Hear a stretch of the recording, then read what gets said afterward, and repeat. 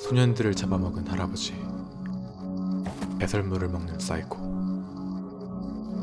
10대와 관계를 맺으려다 잡힌 30대 남자, 총 7단계 33명의 범죄자.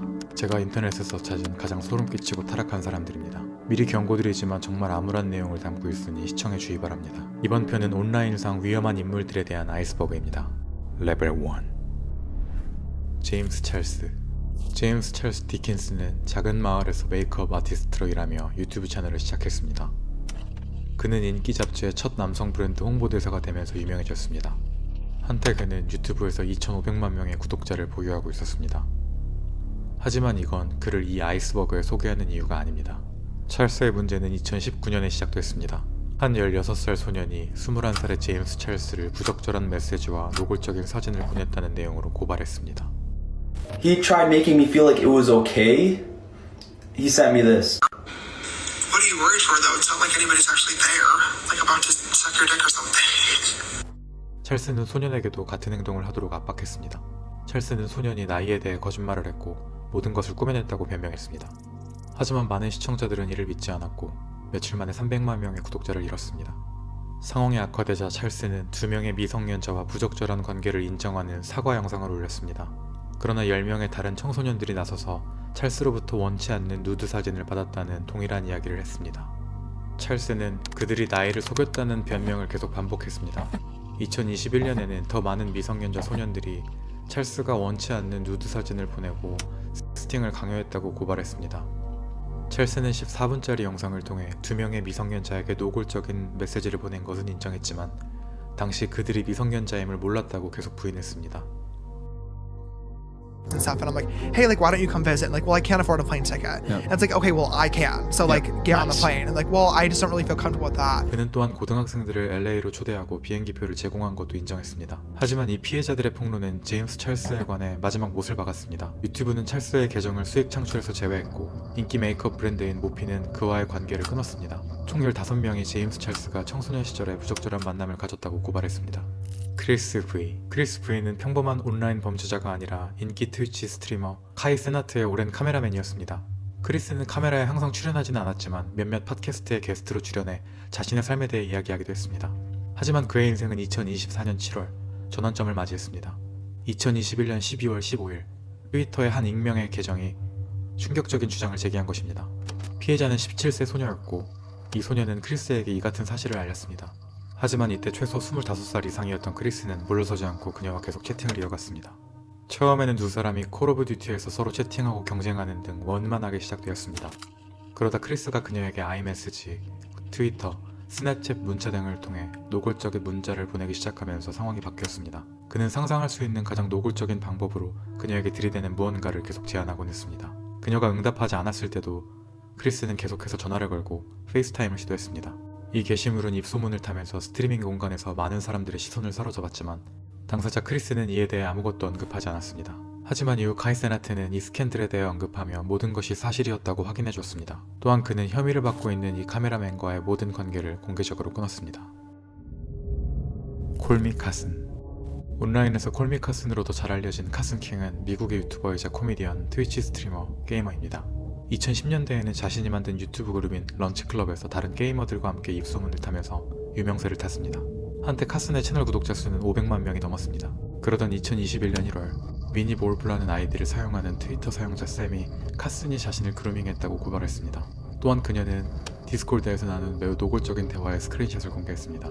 이 사건은 빠르게 퍼져나갔지만 그녀는 겨우 17살이었고 카슨은 19살이었기 때문에 양측의 입장이 나뉘었습니다. 일부 사용자들은 그가 미성년자를 착취했다고 비난했고 다른 사용자들은 나이 차이가 2살밖에 나지 않는다는 점을 지적했습니다.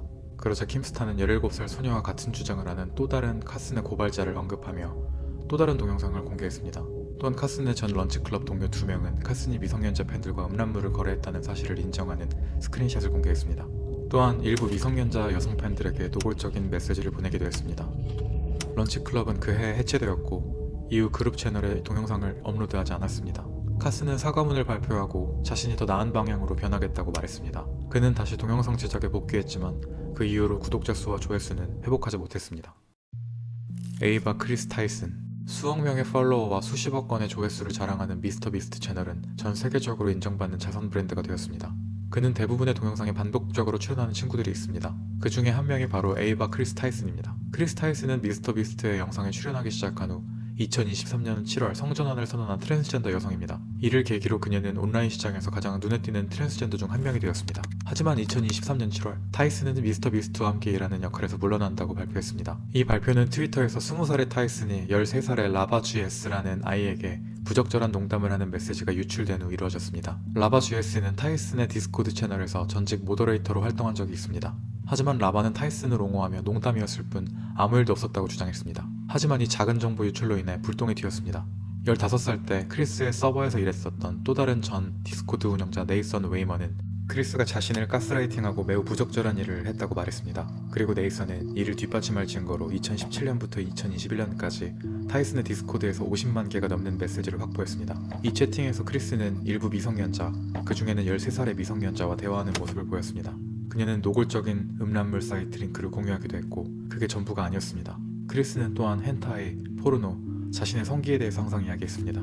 그것도 모자라 채팅 로그에 크리스를 아빠라고 부르는 아이들도 있었습니다. 모든 반발에 직면한 크리스는 트위터에서 매우 모호한 사과문을 올렸지만 잘못을 인정한 적은 없습니다. 이후 그녀는 미스터비스트와 소셜미디어의 모든 일에서 물러났습니다. 레벨 2 보이이나 밴드.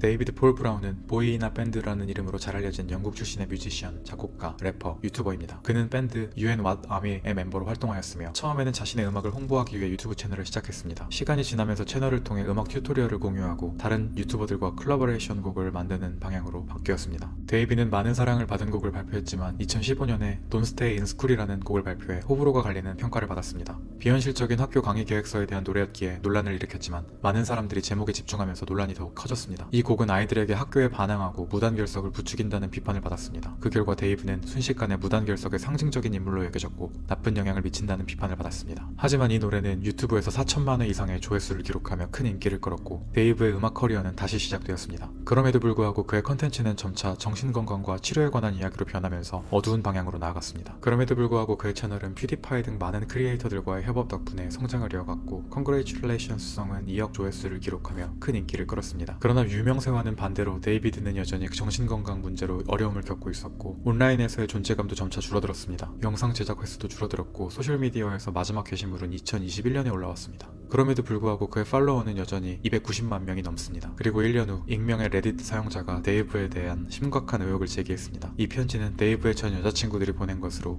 이들은 데이브가 약물 남용, 성적 학대, 가스라이팅, 11에서 14세 아동과 관련된 범죄라는 혐의를 제기했습니다.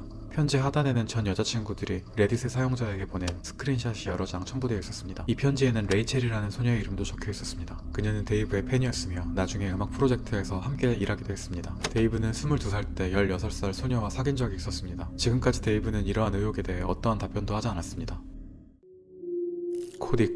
코디코로 잘 알려진 코디 마이클 콜로지직은 캐나다의 유튜버이자 팟캐스터, 코미디언, DJ입니다. 그는 종종 조잡한 코미디와 불경스러운 컨텐츠를 공유합니다. 코디는 모바일 개발자로 일할 때 바인즈를 만들기 시작하면서 유명세를 타기 시작했습니다.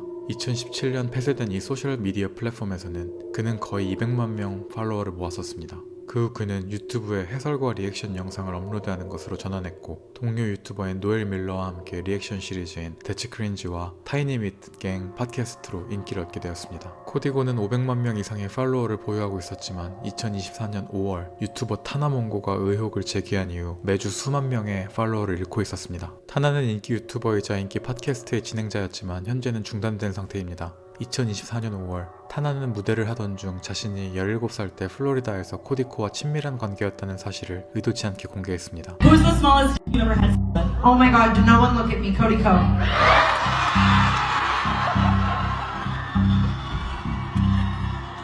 Delete the video.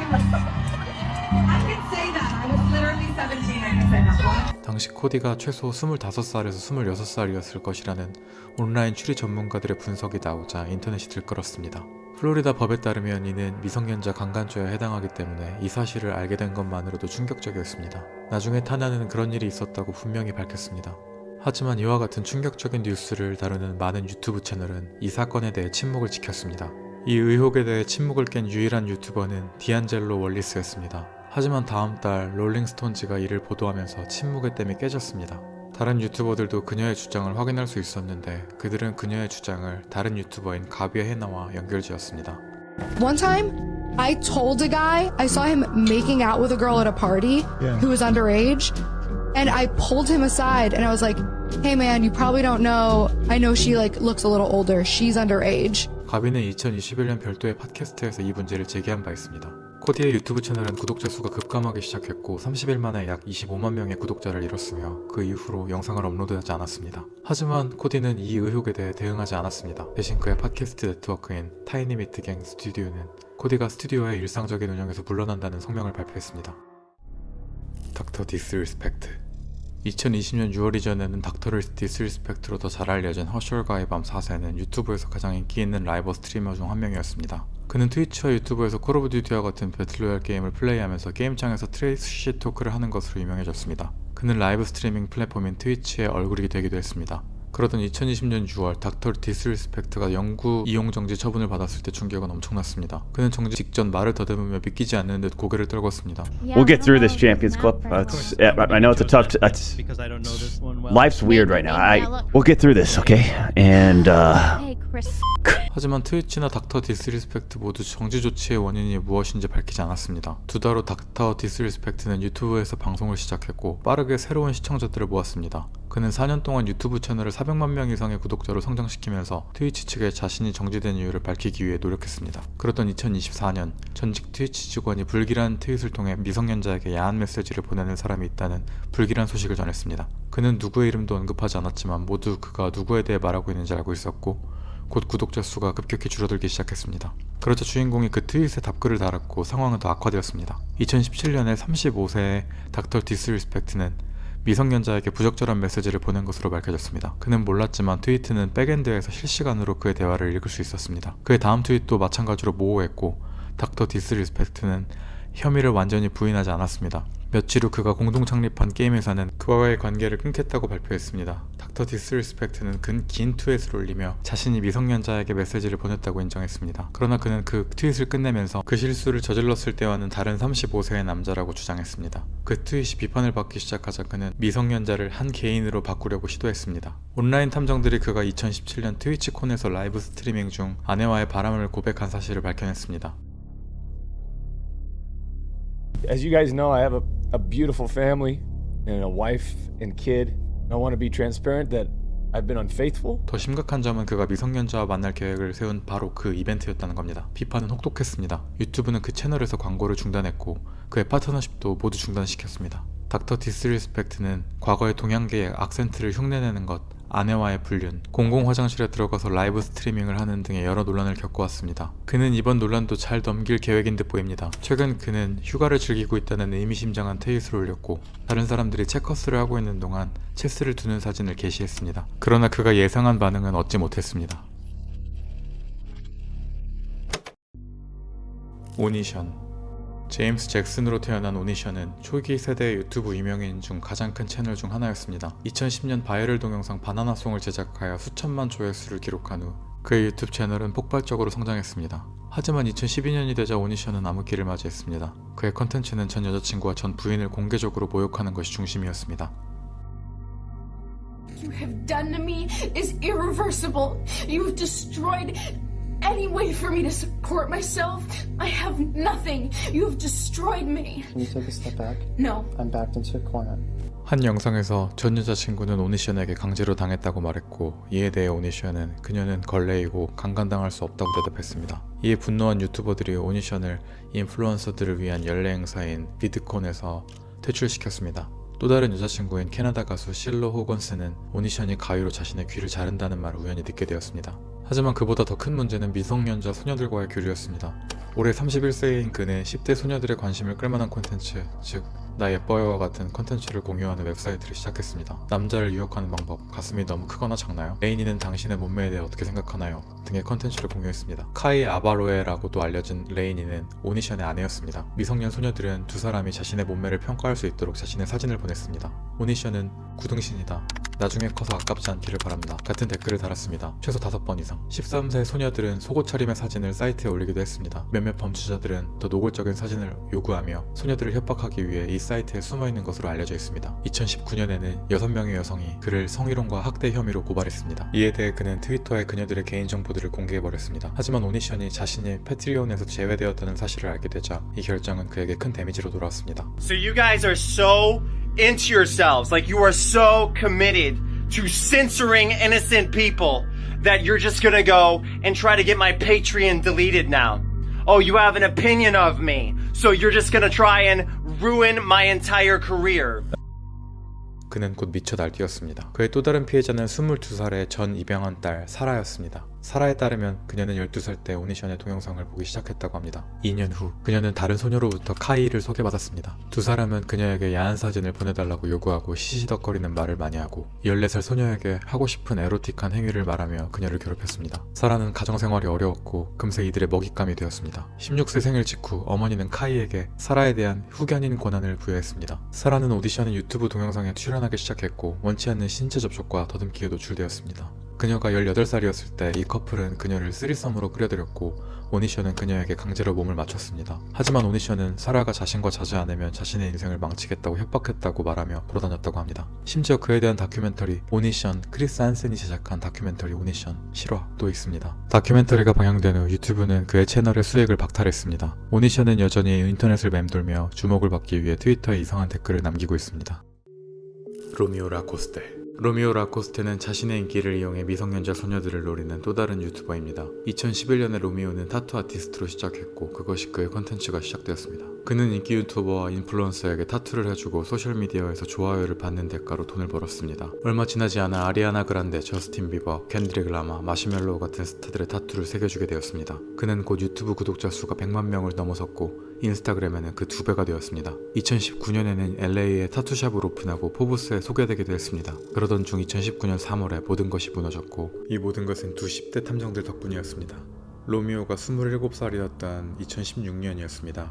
로미오의 팬이었던 14살과 15살 두 소녀는 대화를 나누던 중 로미오의 대화 방식이 마치 추파를 던지는 것처럼 매우 이상하다는 것을 깨달았습니다. 그래서 그들은 별도의 계정을 만들어 로미오가 어떤 반응을 보일지 지켜보기로 결정했습니다. 알고 보니 로미오는 많은 것이 필요하지 않았습니다. 그는 심지어 로미오의 과일컵이라는 그룹 채팅을 만들게 했습니다. 로미오는 과일을 집어들고 있는 사진을 보내곤 했습니다. 술에 취하게 하는 것에 대해 이야기하고 매우 노골적인 메시지를 보내기도 했습니다. 라코스테가 보낸 것으로 추정되는 메시지 중 하나에서 그는 그 소녀에게 할 것인지 18살이 될 때까지 기다릴 것인지를 물었습니다. 두 번째 고발자도 트위터에 글을 올렸습니다. 그녀에 따르면 그녀는 15살 때 로미오와 사귀기 시작했고 그는 19살이었으며 첫 데이트부터 그녀에게 접근했다고 합니다. 두 사람은 3년 동안 사귀었는데 로미오가 자신을 가스라이팅하고 자신에게 오줌을 싸는 등 원하지 않는 일을 강요했다고 합니다. 이러한 의혹에 대한 라코스테의 첫 번째 대응은 자신이 트위터 계정을 삭제하는 것이었습니다. 그 유튜버 킴스타와의 인터뷰를 통해 의혹에 대한 입장을 밝혔지만 질문에 답하지 않고 계속 회피했습니다. 질문을 피하고 변명만 늘어놓던 로미오는 결국 자신이 모든 메시지를 보냈다고 인정했지만 소녀들의 나이를 아는지에 대해서는 계속 부인했습니다. 그는 몇 년 동안 조용히 지내다가 2022년에 자신의 이력을 모르는 젊은 유튜버들과 협업하여 틱톡에 영상을 업로드하며 복귀했습니다.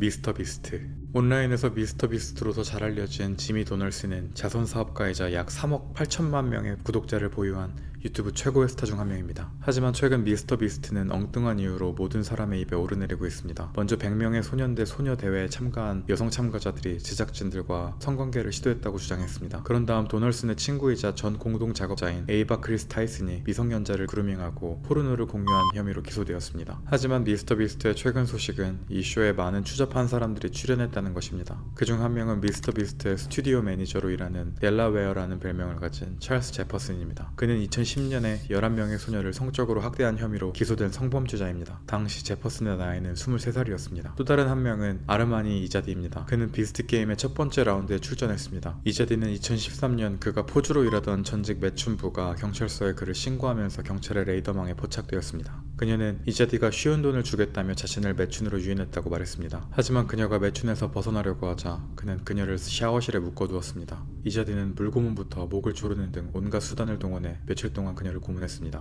그녀의 목에 그의 이름으로 문신을 새기겠다고 제안한 후에야 끝났습니다. 경찰은 이자디를 포주, 납치, 가정폭행, 강도, 갈취, 강압 혐의로 기소했습니다. 그는 이미 한 남성을 구타폭행 미수 전과가 있었습니다. 그리고 양명 높은 범죄자가 비스트 게임에 등장했습니다. 그리고 이자디는 지체 없이 행동에 나섰습니다. 많은 여성 참가자들은 그가 부적절한 행동으로 쫓겨나기 전에 그들 근처에서 잠을 잤다고 말했습니다. 미스터 비스트가 숨기고 있는 또 다른 범죄는 무엇일까요? 아마 시간이 지나야 알 수 있겠죠.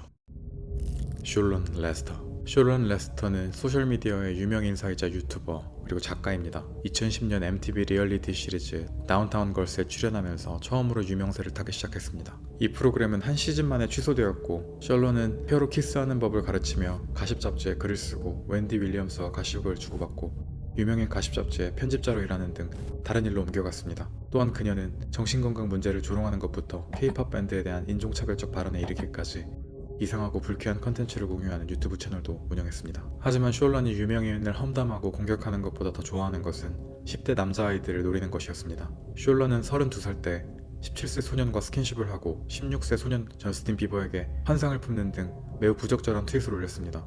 보이밴드 더캡의 18세 소년 2명과 백스테이지 인터뷰를 하는 동안 셜론은 매우 부적절한 발언을 했으며 심지어 10대 청소년을 추행했다고 고백하기도 했습니다. 또한 온라인 수사관들은 그녀가 39세일 때 35세라고 거짓말했다는 사실도 밝혀냈습니다. 셜론은 폭로 직후 자신의 소셜미디어 계정을 비공개로 전환하고 유튜브에 댓글을 삭제했습니다. 또한 자신의 병적인 행동을 폭로한 유튜버 중 한 명을 차단했습니다. 그 이유를 묻자 셜론은 온라인에서 자신을 모욕했으며 경찰에 신고했다고 거짓말을 했습니다. 페이지 조회수가 급감하자 그녀는 팬클럽 회장으로부터 금품을 갈취당했다고 주장하는 영상을 올렸습니다. 하지만 그것이 우리가 들은 마지막 소식이었습니다. 이전에 많은 가해자들과 마찬가지로 숄런은 여전히 온라인에서 활발하게 활동하고 있습니다.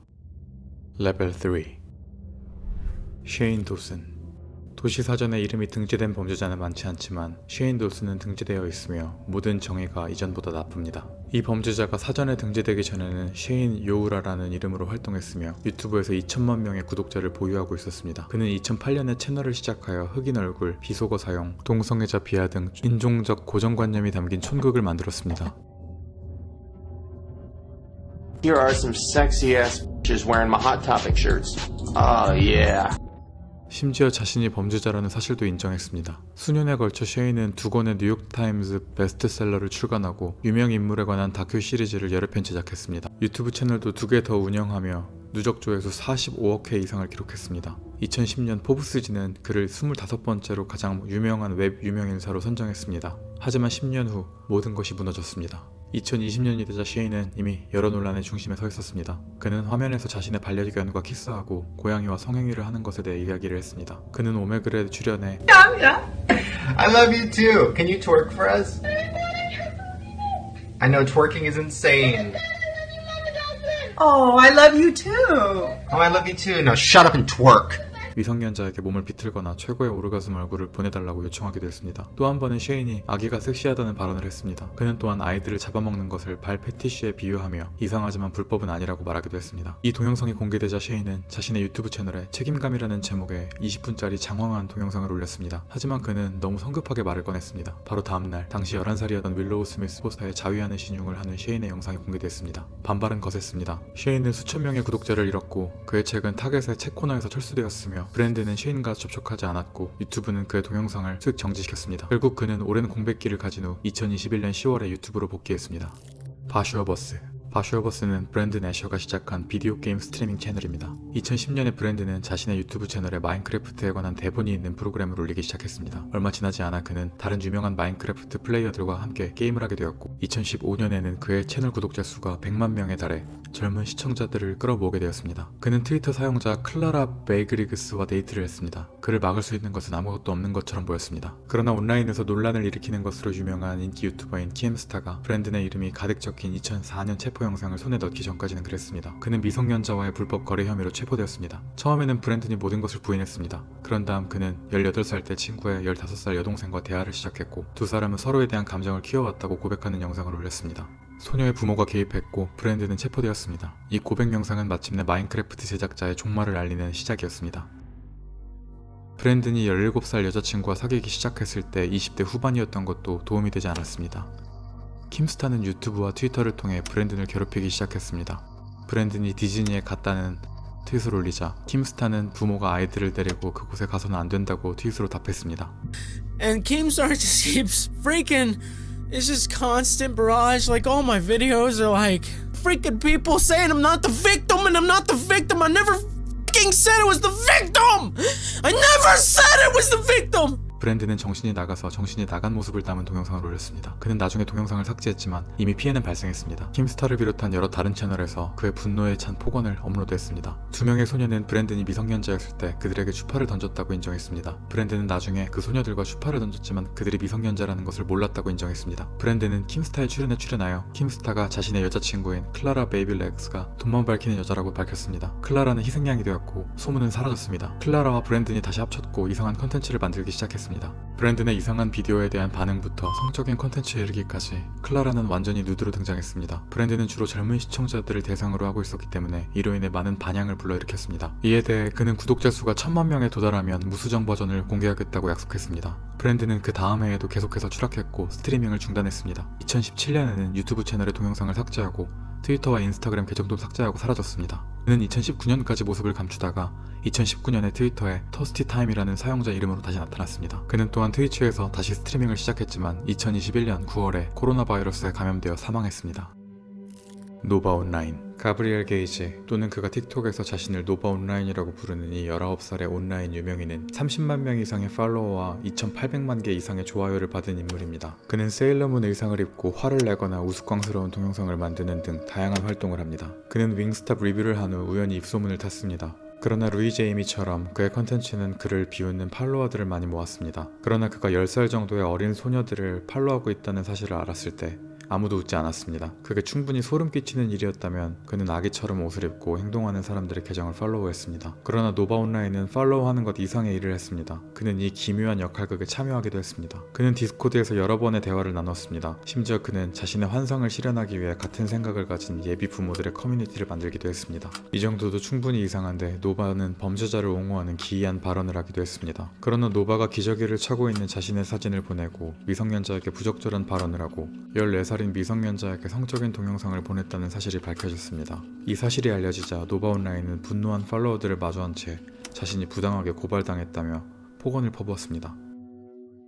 Nothing else better to do than sitting your fat asses, hating on small TikTokers, just trying to be fun, but all you want to do is falsely accuse them of crap they never did. 그러나 거기서 끝이 아니었습니다. 그의 교회도 그가 무엇을 하고 있는지에 대한 메시지를 받았고 경찰에 신고했습니다. 노바는 이 사실을 달갑지 않게 여겼고 그는 모든 분노의 화살을 어머니에게 돌렸습니다. 그는 자신에 대한 혐의를 계속 부인하고 있으며 욕설부터 음식 리뷰까지 다양한 컨텐츠를 올리고 있지만 계속해서 트롤링을 당하고 있습니다.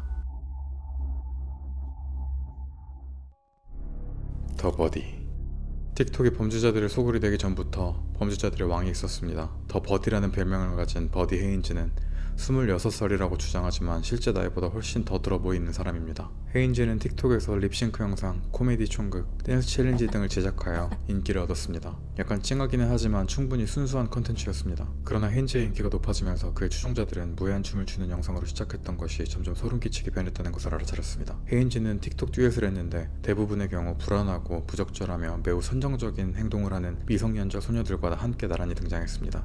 이 영상은 많은 사람들의 눈살을 찌푸리게 했고 그가 이 영상으로 비판받을 때 헤인즈는 이 영상이 그의 팬들이 보낸 것이라고 주장했고 그들과 교류할 모든 권리가 있다고 주장했습니다. 그러나 모두가 더 많은 일이 벌어지고 있다는 것을 알고 있었습니다. 틱토커라는 이름의 빗 호우즈가 직접 문제를 해결했습니다. 그는 키보드를 통해 버디가 인스타그램에서 미성년자 소녀들에게 메시지를 보내고 음란한 동영상, 메시지, 사진 등을 보내고 있었다는 사실을 폭로했습니다. 헤인스는 자신이 해킹당했다고 주장하며 자신을 변호했지만 아무도 그의 주장을 믿지 않았습니다. 특히 점점 더 많은 채팅이 드러나면서 더욱 그러했습니다. 헤인즈는 돌아왔을 때 잠깐 사라져가다가 아무 일도 없었던 것처럼 스냅챗에 글을 올리기 시작했습니다. 심지어 여러 명의 미성년 소녀들과 부적절한 대화를 계속했습니다. 다시 2명의 다른 유튜버가 헤인즈를 잡기로 결정했고 이번에는 미성년자 소녀로 가장하여 잠복자 작전을 펼쳤습니다. 2번 모두 헤인즈는 속절없이 당했습니다. 이 영상은 온라인에서 큰 인기를 얻었고 그는 틱톡에서 가장 사악한 범죄자라는 평판을 얻게 되었습니다. 헤인즈는 사운드 클라우드와 트위치 같은 다른 플랫폼에서 다시 시작하려고 했지만 성공하지 못했습니다. 결국 헤인즈는 자신의 소셜미디어 계정을 삭제하고 침묵을 지켰습니다. 그는 지역 법 집행기관과 FBI의 조사를 받았고 감옥에 갇혔다는 소문이 많았지만 모두 소문일 뿐입니다. 존 제르카.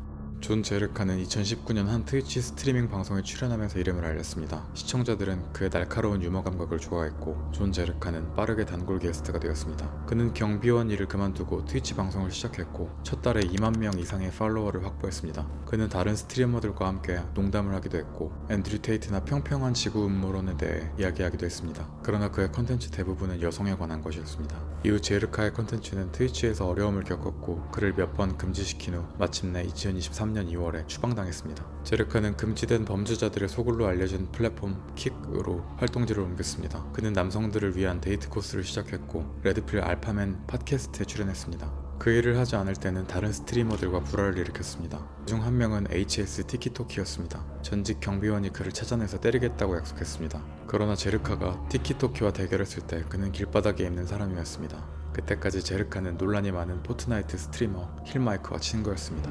두 사람은 특히 오미글과 비슷한 앱을 사용할 때 합방을 했습니다. 대부분의 경우 상대방은 미성년자 소녀들이었습니다. 그러나 제르카와 힐마이크는 모두 그들에게 쓰레기 같은 발언을 했습니다. 이 두 사람에 대한 결정타는 그들이 16살 소녀를 데리고 집으로 돌아가는 모습을 스트리밍으로 옮겼을 때 날아들었습니다. 그들과 함께 있던 한 남자가 의심스러워하자 힐마이크는 자신이 10대 청소년을 좋아한다고 말하면서 그 남자를 동성 혐오적인 비방으로 몰았습니다. 다음날 제르카와 힐마이크는 미성년자를 유인했다는 이유로 킥에서 영구적으로 정지되었습니다. 그들은 이제 아이러니하게도 Not Like Us라는 이름의 유튜브 채널을 시작했습니다. 쉐드맨. 인터넷에서 쉐드맨으로 알려진 쉐드다이 프레자는 매우 논란이 많고 선정적인 작품으로 유명한 인기 만화가입니다. 그의 작품은 너무나 충격적이어서 미술학교에서 쫓겨날 정도였습니다. 그러나 쉐드만은 그걸 멈추지 않았습니다. 2019년에 그는 온라인에서 분노의 싸움을 벌이는 악당 캐릭터를 만들어 온라인에 그림을 올리기 시작했습니다. 그의 작품 중 상당수는 매우 선정적이며 그는 인기 애니메이션 캐릭터와 이방카 트럼프를 포함한 유명 인사들의 성적 묘사로 비판을 받았습니다. 그렇던 어느 날 그는 미성년자 소녀들을 성적으로 나타내는 방식으로 그리기 시작하면서 상황이 바뀌었습니다. 그중 한 명은 다프네 킨이라는 12살 소녀로 추정됐습니다. 그녀의 변호사들은 그의 사이트를 잠시 폐쇄할 수 있었습니다. 쉐드만의 작품은 에바 크리스 타이슨을 포함한 성범죄자들에게 인기가 있었습니다. 또한 쉐드만에게는 어떤 주제도 신성하지 않다는 사실이 드러났습니다. 제가 발견한 가장 충격적인 사실 중 하나는 그가 엄마의 성적인 이미지를 34번이나 그렸다는 것입니다. 2021년 10월 쉐드만은 LA에서 말다툼을 벌인 후 흉기를 사용한 폭행 혐의로 기소됐습니다. 그는 총과 칼을 들고 있는 사진을 많이 올렸기 때문에 그의 팬들은 별로 놀라지 않았습니다.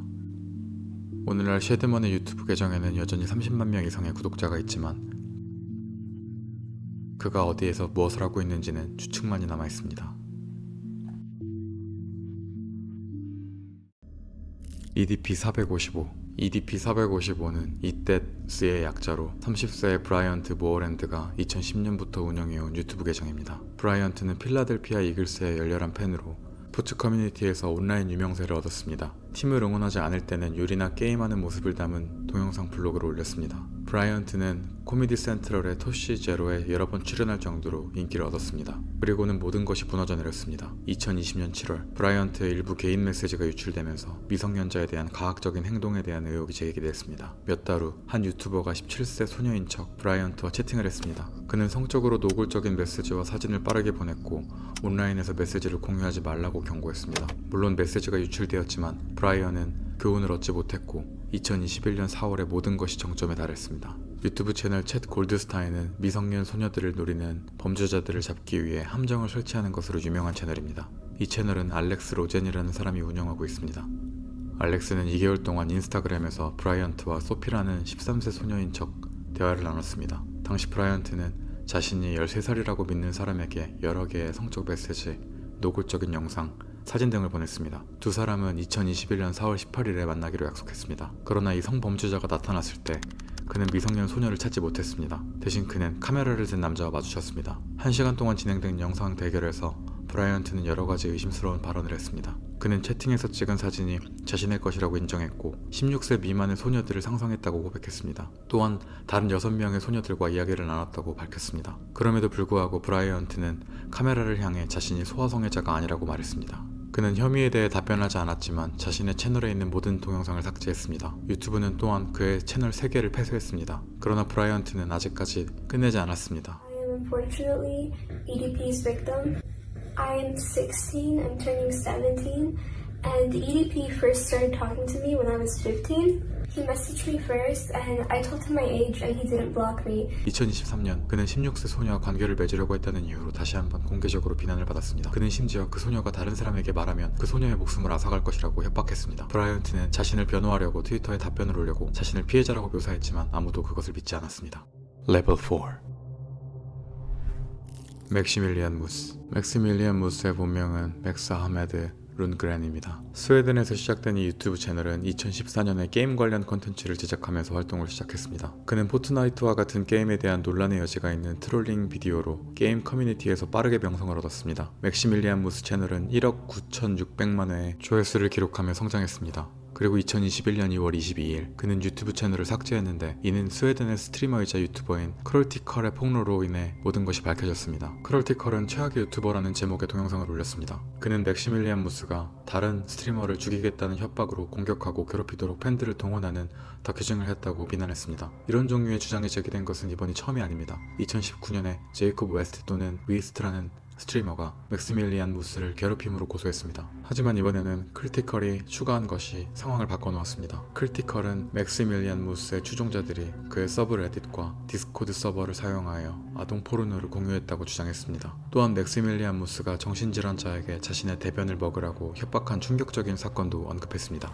그리고 몇몇 여성들은 맥시밀리안 무스와 그의 커뮤니티가 그들에게 누드 사진을 요구하고 성적으로 노골적인 대화를 유도했다고 말했습니다. 반발할 수 없었던 맥시밀리안 무스는 자신의 유튜브 채널을 삭제하고 사라졌습니다. 그러나 한 달 후 그는 자신이 누군가에게 똥을 먹으라고 협박했다는 것을 부인하는 영상을 올렸습니다. 그는 또한 누드를 보내도록 협박했다는 이미지가 조작되었다고 주장했습니다. 그가 부인하지 않은 한 가지 사실은 자신이 범죄자라는 사실이며 그는 디스코드에서 농담으로 이 사실을 언급하기도 했습니다. 그러나 크리티컬은 맥시밀리안 무스가 위협하여 대변을 먹게 만든 사람의 진술 등 더 많은 증거를 제시하며 대응했습니다. 맥시밀리안 무스는 수익 창출이 중단되었고 2023년에 다시 컨텐츠를 올리기 시작했습니다. 나중에 맥시밀리안 무스는 아동 포르노를 좋아한다고 말하고 소아 성애자라는 별명이 거짓말이 아니라고 말하는 생방송을 하다가 잡혔습니다.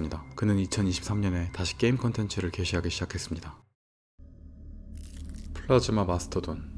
온라인에서 플라즈마 마스터돈으로 더 잘 알려진 돈젤 에드워드 어웬 주니어는 이 아이스버그에서 가장 예상치 못한 범죄자일지도 모릅니다.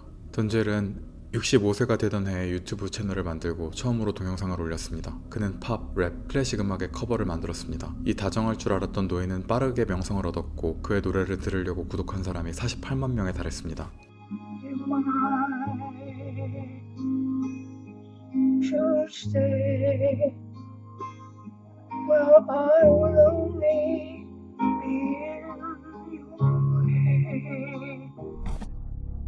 그리고 2020년에 유튜브에 사랑스러운 한 노인이 성범죄자로 등록되어 있다는 소식이 전해졌습니다. 2019년 8월 19일 71세의 던젤이 15세 소년의 성기를 손으로 잡은 혐의로 성추행 혐의로 기소된 것이 밝혀졌습니다. 돈젤은 성추행 혐의를 인정하지 않았습니다. 대신 현재 자신의 건강이 노래하는 데 방해가 되기 때문에 유튜브를 떠날 것이라고 주장했고 자신이 한 일에 대해 올라오는 댓글을 계속 삭제했습니다. 한 달 동안 돈젤은 계속해서 동영상을 올렸다가 갑자기 중단했습니다. 한 달 후 그는 73세의 나이로 사망했습니다. 키위즈 본명이 존 키위즈인 그는 2010년 콜 오브 듀티의 트릭샷 몽타주 컨텐츠를 올리면서 유튜브 활동을 시작한 미국의 인기 게임 유튜버입니다. 그는 수년 동안 많은 인기 프로게임 조직에 가입했습니다. 2016년 키위즈는 친구들과 함께 게임 조직을 시작했고 그의 경력은 점점 더 높아져 갔습니다. 그러나 불과 6개월 후 그는 미성년 소녀와 함께한 일로 인터넷이 떠들썩하자 사임했습니다. 키위즈가 17살 때 12살 소녀에게 부적절한 메시지를 보냈을 뿐만 아니라 그녀와 누드 사진을 교환했다는 이야기가 있습니다. 몇 년 후 그녀가 14살이었고 키위즈가 19살이었을 때 키위즈는 다시 그녀와 누드 사진을 교환했습니다. 처음에는 키위즈가 자신의 나이를 아는 것을 부인했습니다. Okay, so the girl is 14 now, and Kiwi's is 19. Now, Kiwi keeps saying, but she lied about her age. But she lied about being 2 years older. 그러나 나중에는 그는 자신의 나이를 인정하고 유튜브 채널과 트위터에서 사과했습니다. 그 키위즈는 한동안 인터넷을 사용하지 않았습니다. 그가 다시 돌아왔을 때 그의 팔로워들은 그를 두 팔 벌려 환영했습니다. 그는 유튜브, 트위치, 인스타그램, 트위터에서 400만 명 이상의 팔로워를 보유하고 있습니다. 메텟0890 본명이 테디우스 맥마이클인 메텟0890은 애니메이션, 만화, 비디오 게임의 열렬한 팬이었습니다. 그는 애니메이션 캐릭터에 대한 감정을 갖게 될 정도로 열렬한 팬이었습니다. 메텟은 그녀를 액자, 마우스패드, 심지어 인체 모양의 베개에 넣은 사진을 갖고 있었습니다. 심지어 그녀에게 청혼까지 했습니다. 악명 높은 한 영상에서 메텟은 베개를 껴안고 있는 자신을 촬영했습니다.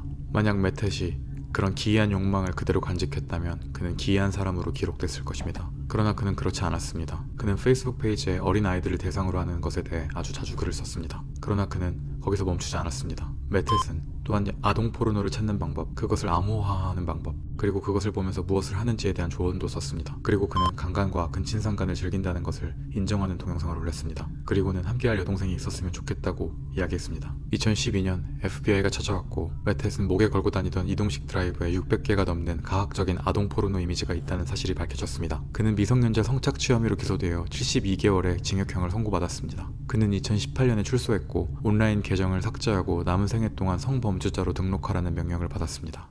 레벨 5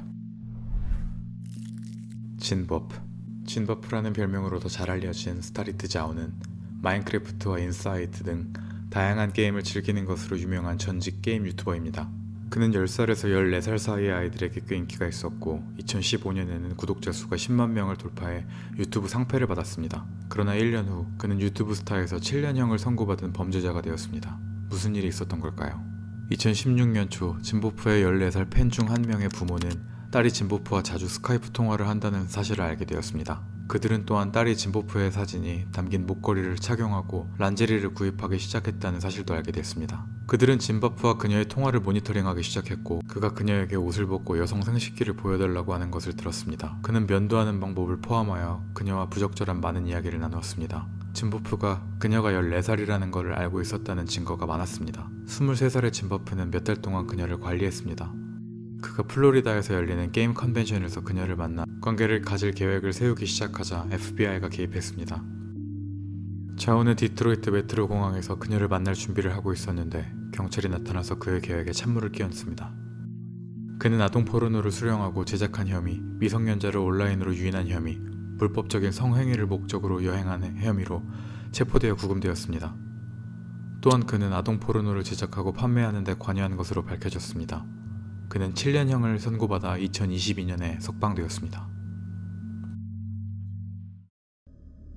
피처맨 플라즈마 마스터돈과 마찬가지로 피처맨도 자신의 나이를 이용해 자신이 범죄자라는 사실을 숨기는 범죄자입니다. 톰 윌렛이라는 별명을 가진 피처맨은 배우, 음악가, 스탠드업 코미디, 라디오 아나운서로 활동했습니다. 은퇴 후 그는 할리우드를 떠나 유튜브로 자리를 옮기고 외로운 노인 역할을 맡아 TV 딜리버리, 패스트푸드 등을 리뷰하며 시간을 보냈습니다. 그의 채널은 2018년 폭발적인 인기를 얻기 전까지 거의 알려지지 않았습니다. 그러나 5년 후 그의 체포에 관한 신문 기사가 레딧에 게시되었습니다. 그때 윌렛은 유튜브 채널을 통해 동영상을 올리고 그동안 숨겨왔던 어두운 과거에 대해 모두에게 이야기했습니다.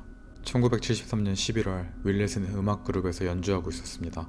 그는 라스베가스의 어린이 보호소에서 아이들을 즐겁게 해주기 위해 자원했습니다. 그러나 이 범죄자는 다른 생각을 하고 있었습니다. 공연이 끝난 후 그는 미성년자 소년 중 한 명을 따라가 기타를 가르치기 위해 그의 방으로 따라갔습니다. 그러고 그가 그 10대를 성폭행했습니다. 같은 달 윌렛은 애들이 소년원에서 자원봉사를 하면서 소년원 아이들이 크리스마스 준비를 할 수 있도록 도왔습니다. 그러나 그것은 모두 거짓말이었습니다. 그 후 윌렛은 폭행할 또 다른 대상을 찾았습니다. 소년원에서 미성년자를 상대하는 일을 하지 않을 때는 윌렛은 아이들을 자신의 트레일러로 초대하여 음란 영화를 보여주고 아이들을 유혹했습니다. 경찰이 그를 체포하기 위해 트레일러에 들이닥친 날 밤 경찰은 그의 집에서 3명의 미성년 소년을 발견했습니다. 그는 미성년자 성추행 혐의로 3건의 유죄 판결을 받았고 종신형을 선고받았습니다. 그러나 이 판결은 나중에 취소되었고 그는 결국 집행유예로 풀려났습니다. 그는 나중에 자백하는 영상이 담긴 동영상을 삭제했고 그게 전부입니다. 지금까지도 피처맨은 유튜브에 컨텐츠를 올리고 있습니다. 오스틴 존스 오스틴 존스는 한때 아카펠라 커버로 유명한 유튜브 뮤지션으로 큰 인기를 누렸습니다. Fall Out Boy의 Sugar We're Going Down과 저스틴 비버의 Sorry는 그가 커버한 곡 중 26세의 나이로 명성을 얻게 된 곡입니다. 2014년까지 그는 유튜브에서만 53만 4천 명의 구독자와 4,100만 회 이상의 조회수를 기록했습니다. 존스는 2015년에 벤스 어워패드 투어에 출연하는 것을 시작으로 큰 계획을 세웠습니다. 그런데 5월에 익명의 15세 소녀가 존스를 라인업에서 제외해달라는 Change.org 청원을 시작했습니다. 청원에서는 존스가 13세 소녀들에게 트월킹을 하고 자신의 영상을 보내달라고 요청했다고 주장했습니다. 필요한 10,000명보다 적은 9,000명 이상의 서명을 받았습니다. 그러나 존스는 투어에서 물러났습니다. 그는 또한 자신의 유튜브 채널에 트월킹 비디오를 요청했지만 누드가 전혀 포함되어 있지 않다는 것을 인정하는 동영상을 올렸습니다. 그러나 그것은 거짓말이었습니다. 2017년 6월 국토안보부 수사관들이 존스에 대한 수색영장을 집행한 결과 존스가 14살짜리 팬과 채팅을 하고 있었다는 사실이 밝혀졌습니다. 그는 자신이 가장 열렬한 팬이라고 말하면서 그 사실을 증명하기 위해 알몸으로 춤을 춰야 한다고 말했습니다. 소녀가 춤을 추는 동안 그는 소녀에게 비디오에서 자신의 나이를 계속 반복해서 말하라고 했습니다. 소녀는 15개의 비디오를 보냈고 그중 10개는 알몸이었습니다. 그녀만이 유일한 케이스는 아니었습니다. 존스는 페이스북과 아이메시지를 통해 그에게 노골적인 사진과 동영상을 보내도록 최소 30명의 소녀들에게 접근했습니다. 그들은 모두 14살에서 15살 사이였습니다. 그는 심지어 그들에게 어떤 속옷을 입어야 하는지까지 말했습니다. 존스는 아동 포르노 혐의에 대해 유죄를 인정하고 11년형을 선고받았습니다. 그는 여전히 감옥에 있습니다. 그의 유튜브 채널에 대해서는 유튜브가 그 이후로 수익 창출을 차단했습니다. 위지피는 19살의 프랑스 게임 유튜버로 슈퍼마리오 게임과 비디오 제작으로 가장 잘 알려져 있습니다. 그는 2023년까지 200만 명의 팔로워를 확보했고 2024년 1월 버블이 터질 때까지 게임 커뮤니티에 꽤 인기가 있었습니다. 허쉬머쉬14라는 트위터 사용자는 위지피가 인종차별주의자, 동성애 혐오자, 트랜스젠더 혐오자라는 내용의 구글 문서를 첨부했습니다. 그는 또한 다른 사람들을 비방하고 N워드와 F워드를 사용하며 미성년자에게 음란한 사진을 보낸다고 비난했습니다. 처음에 위지피는 그 주장에 대해 농담을 하기도 했습니다. 그런 다음 그는 많은 문서가 맥락에서 벗어난 것이라고 주장하면서 그 비방을 경시하는 성명을 발표했습니다. 트위터는 그 주장을 심각하게 받아들이지 않았습니다. 그는 또한 트위터와 다른 소셜미디어를 떠날 것이라고 발표했습니다. 위지피는 그렇게 하면 허쉬머쉬14가 침묵할 것이라고 생각했지만 그는 틀렸습니다. 한 달 후 허쉬머쉬14는 후속 문서를 공개했습니다. 이 문서에 따르면 위지피는 미성년자를 대상으로 성추행을 하고 자신에 대한 부적절한 사진을 미성년자에게 보냈습니다. 또한 미성년자의 노골적인 사진을 자신의 컴퓨터에 보관하고 디스코드 서버에 공유했다고 언급했습니다.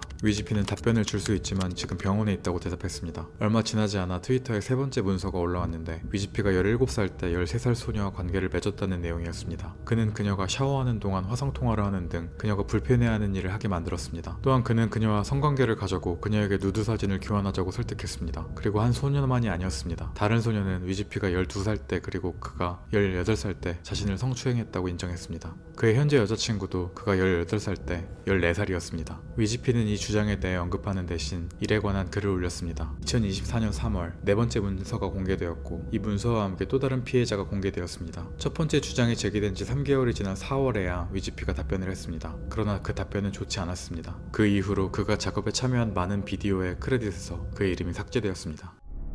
러블리 피치스.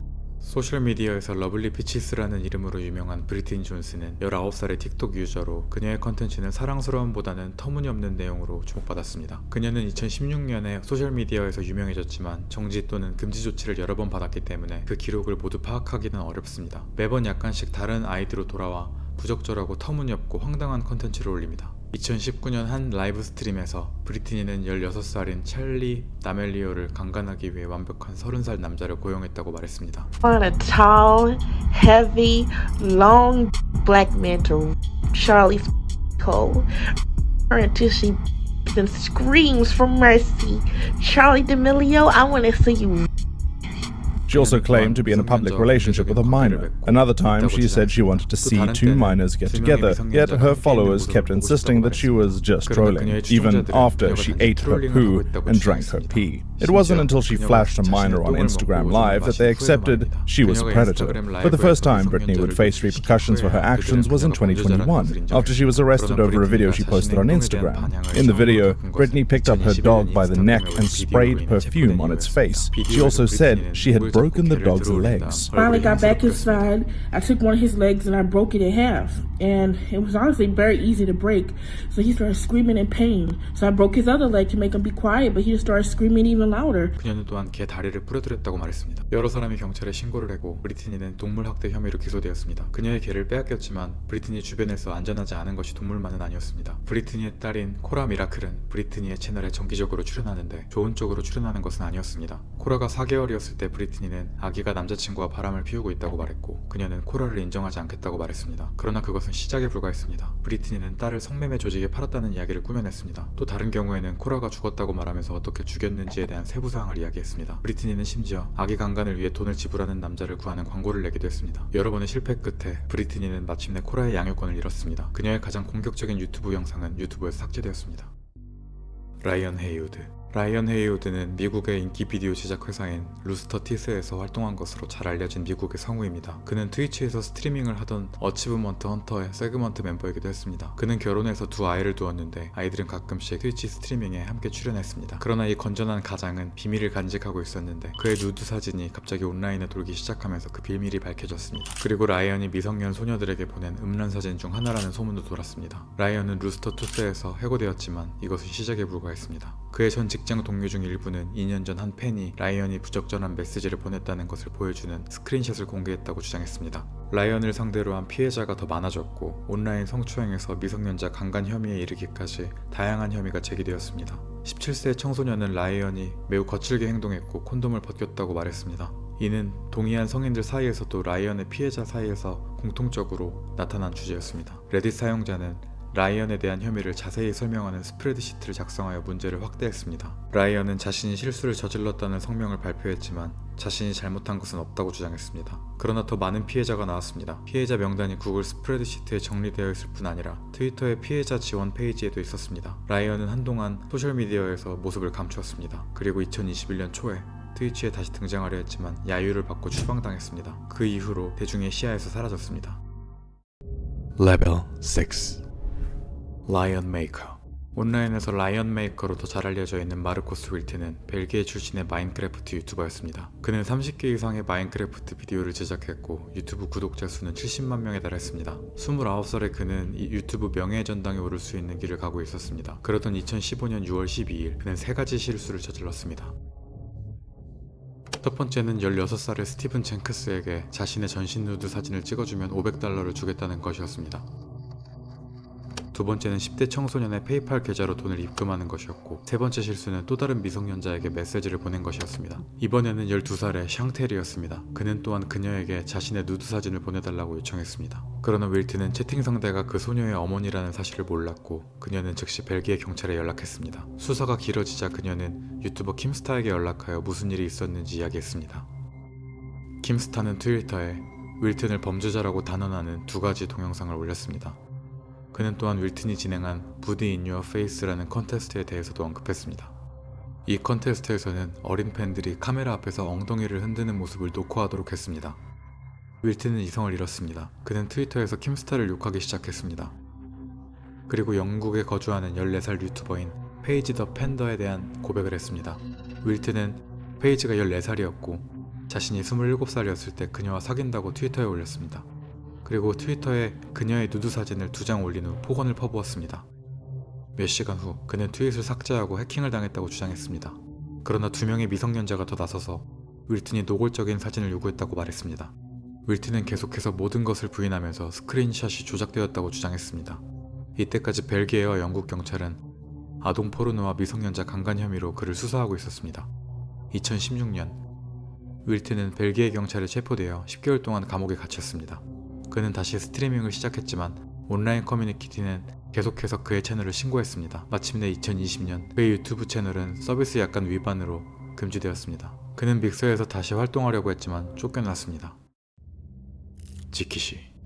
온라인에서 지키시로 알려진 디미트리어스 매드스는 전직 유튜브 스트리머이자 마인크래프트 콘텐츠 제작자입니다. 2021년 10월 23일 그는 드림 SMP에 초대받게 되었고 이로 인해 그의 꿈이 이루어졌습니다. 그 후 발크시라는 트위터 사용자가 14살 때 지키시라는 19살이었던 사람과 누드 사진을 주고받았다고 트윗했습니다. 그녀는 스크린샷도 첨부했습니다. 지키시는 채팅에서 자주 그녀의 누드 사진을 요구한 것으로 보였습니다. 그는 또한 그녀에게 매우 노골적인 말을 했습니다. 이런 일이 1년 동안 계속되었습니다. 얼마 지나지 않아 제이든이라는 또 다른 트위터 사용자가 비슷한 주장을 했습니다. 그녀도 14살 때 지키 씨가 누드 사진을 요구하기 시작했다고 합니다. 그리고 그게 다가 아니었습니다. 39명의 소녀들이 트위터에 지키 씨가 미성년자였던 자신들에게 성적 이미지나 영상을 요구했다고 주장하는 비슷한 글을 올렸습니다. 그가 드림 SP에 합류한 지 이틀 만에 그들은 그가 제기한 혐의가 모두 사실임을 확인하고 그를 팀에서 쫓아냈습니다. 그는 어떤 성명도 발표하지 않았지만 여전히 팀에서 가장 짧은 기간 동안 활동한 기록을 보유하고 있습니다.